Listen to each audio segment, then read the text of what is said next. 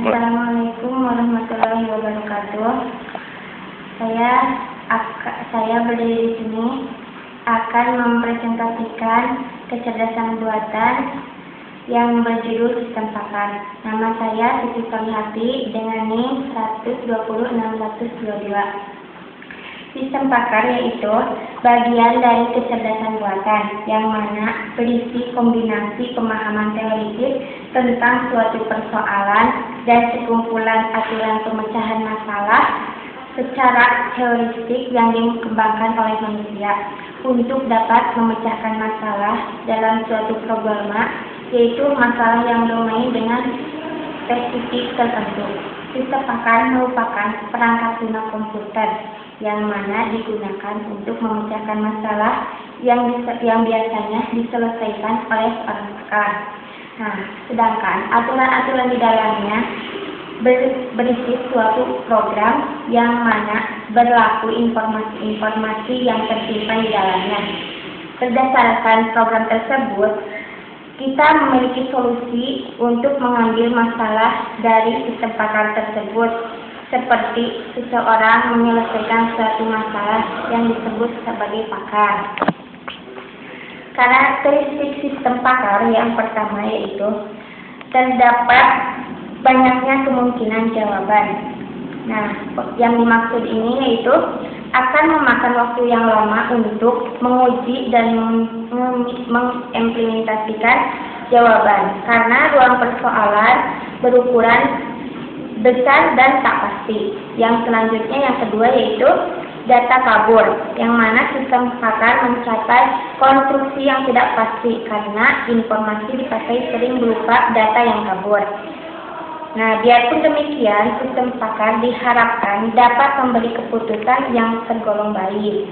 Yang selanjutnya yang ketiga yaitu heuristik. Heuristik bersifat heuristik dalam menggunakan pengetahuan untuk memperoleh suatu solusi. Yang selanjutnya yang keempat yaitu fasilitas informasi.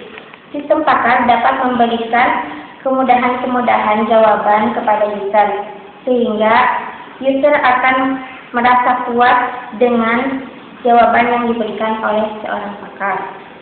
Sedangkan sistem pakar bisa mempunyai sifat-sifat yang ideal, yang mana ciri-cirinya yaitu yang pertama, terbuka untuk diperiksa, yang selanjutnya mudah dimodifikasi, yang selanjutnya fasilitas penalaran atau penjelasan. Selanjutnya, pendekatan implementasi dalam sistem pakar. Mekanisme implementasi dalam sistem pakar menerapkan pengetahuan untuk solusi problema yang sebenarnya. Mekanisme inferensi merupakan pusat dari kemampuan untuk belajar dari pengalaman sebab memungkinkan untuk mengupgrade fakta baru. Penyusunan suatu mekanisme inferensi dengan pendekatan tertentu melibatkan konferensi dari representasi pengetahuan yang ada ke dalam bentuk pendekatan mekanisme inferensi terpilih. Yang selanjutnya yaitu teknik heuristik akan dapat memecahkan problema sangat sulit, sehingga harus dilakukan kompromi terhadap kecepatan dan sistematika, serta membuat struktur pengendalian yang tidak menjamin didapatkan jawaban yang terbaik namun optimal.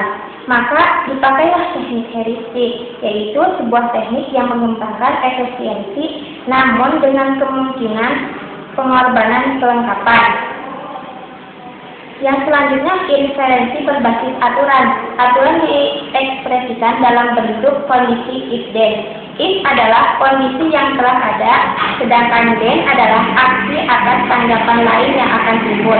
Aturan if then lebih dekat dengan cara manusia memecahkan masalahnya sehari-hari daripada program yang menyatakan pengetahuannya dalam kode komputer tingkat rendah. Yang selanjutnya yaitu forward chaining. Digunakan untuk permasalahan yang dilakukan yang telah diketahui keadaan awalnya, yaitu if then, dan ingin diketahui hal yang akan diakibatkan olehnya. Contohnya, jika A dan B maka F, jika C dan D maka G, jika F dan G maka H, jika E dan H maka I. Nah, ini adalah contoh aturan forward chaining. Yang selanjutnya yaitu pelacakan atau searching.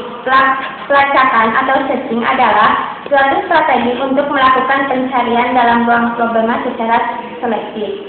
Nah, mungkin ringkasan dari sistem pakar ini, sistem pakar merupakan perangkat lunak yang digunakan untuk memecahkan masalah yang biasanya diselesaikan oleh seorang pakar.